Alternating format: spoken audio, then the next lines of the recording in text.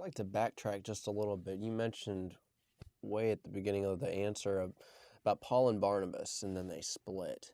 What are some practical ways in in church splits or mission organization splits that you can do that in a righteous way, in a holy way, where there are differing opinions, but the gospel still continues in both avenues?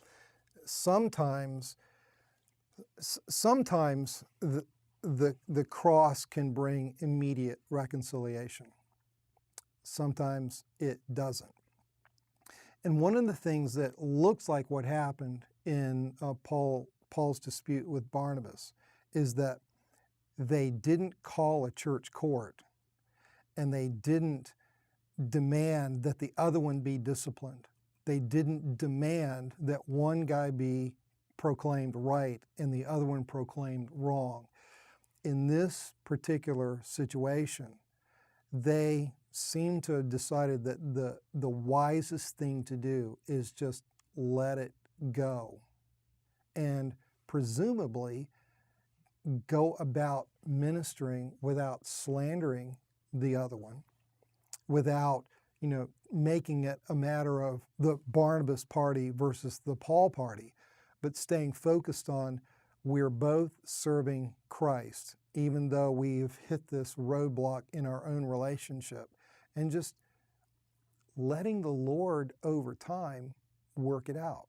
And we know that by 10 years later, somewhere in the next 10 years, there was some sort of reconciliation, because we see in Colossians that Paul is speaking warmly of John Mark. In fact, John Mark is with him.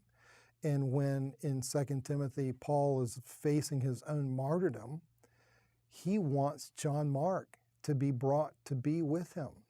And sometimes that's the way the gospel works, is just giving us the freedom and the grace not to pull the trigger on each other and saying, I don't know why you're doing what you're doing. I don't understand it, but I entrust you to the Lord, and in His mercy, I trust that He will work in your heart and He will work in my heart, and one day we'll understand why the disagreement now, and we will understand what Christ's work has done, so that once again we can enjoy the fellowship that right now we just don't seem to be able to enjoy.